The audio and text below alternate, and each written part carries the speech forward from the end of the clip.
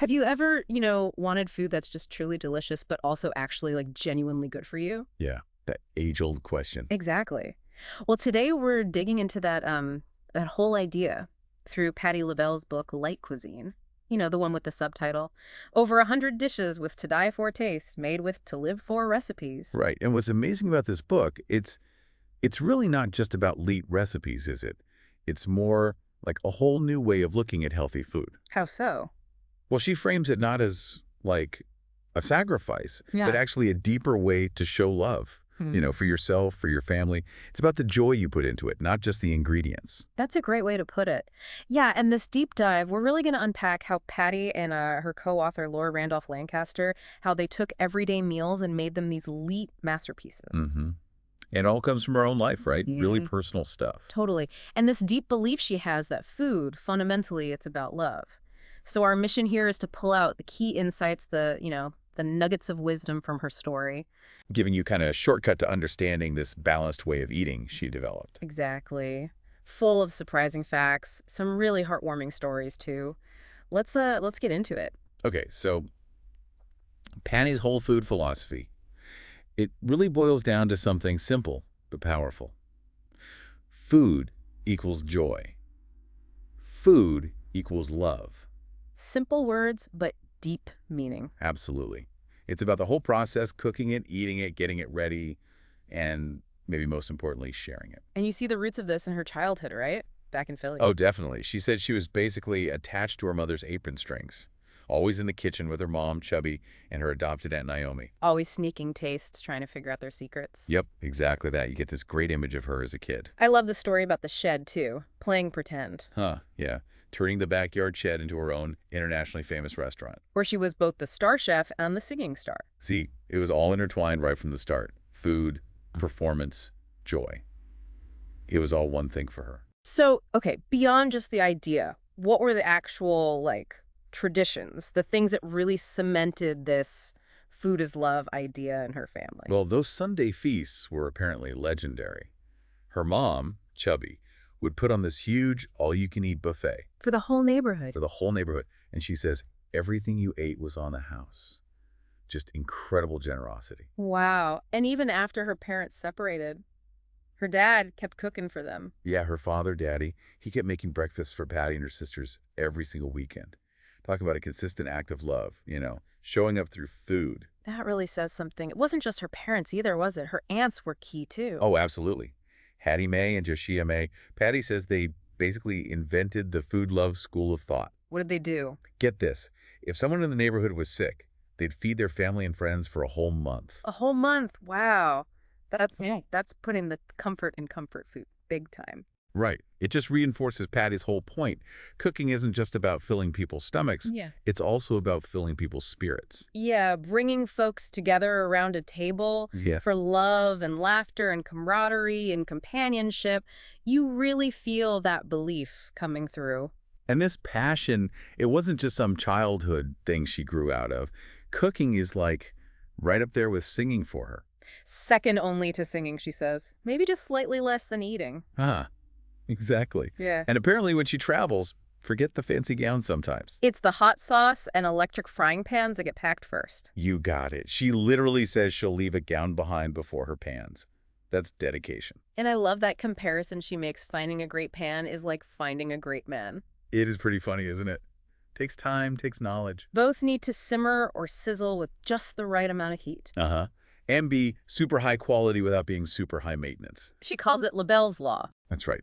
Don't barter or bargain with the essentials. It's just a fun, really vivid way she talks about being serious about cooking and life, really. So given this deep, deep love for food, that diabetes diagnosis, that must have hit hard. Oh, incredibly hard. She talks about denial first, then falling into depression. Feeling like part of my world, one of the best parts was ending. Well, yeah. Yeah, there was so much emotional baggage tied up with it, too. Yeah. Because diabetes, it killed Chubby, her mother. Right. And the decision to amputate her mother's legs, she said that was beyond disturbing. Something that still haunts her. You can understand why the diagnosis felt so terrifying. Absolutely heartbreaking. But something shifted, didn't it? What pulled her out of that despair? It was loss, actually. Losing her three sisters, Vivian, Barbara, and Jackie, all to cancer, all before they were 44. Oh my gosh. And then her close friend, her sister friend, Lona Gillette, also to cancer at 57. She said that just snapped her out of her Patti pity party. Wow.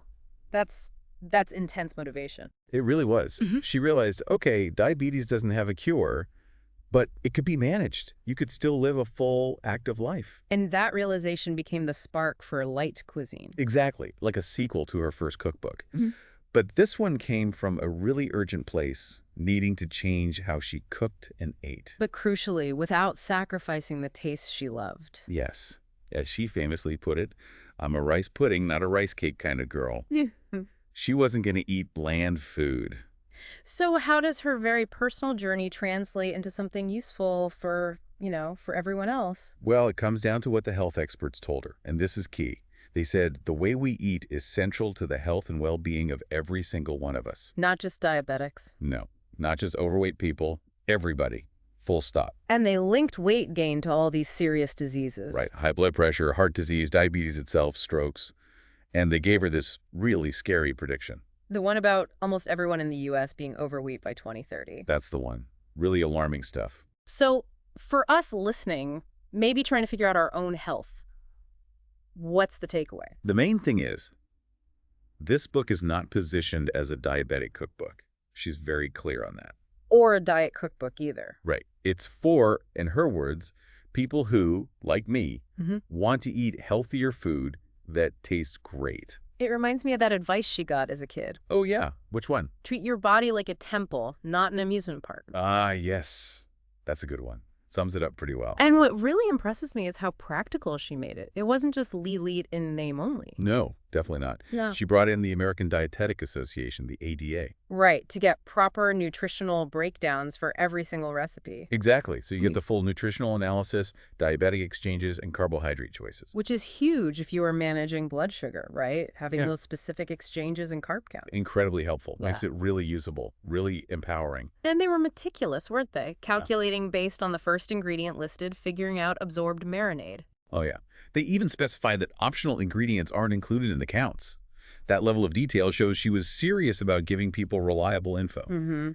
And she includes the ADA's general healthy eating guidelines too, but stresses. That everyone's needs are different, and you should talk to your own doctor or dietitian, which is responsible advice. So Patti obviously had this vision, but she didn't create this all by herself. Who are the key players? Right. She gives credit where it's due. Her co-author, Laura Randolph Lancaster, the recipe developer, David Joachim. And that whole ADA team, Jeanette Jordan, Jane Stevenson, Allison Everett, Diana Faulhaber, Lori Firm.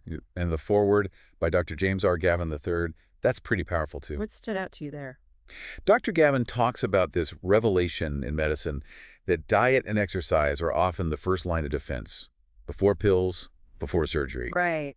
And he says Patti's book just demolishes that misguided perception that healthy food has to taste bad or be boring. It's about changing your attitude, like she says, finding the joy in eating well. Exactly.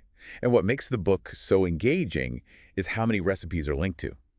Like real people and stories. Yeah. Celebrities, friends. Like the Halle Berry chili, Berry Cool chicken chili. Yeah.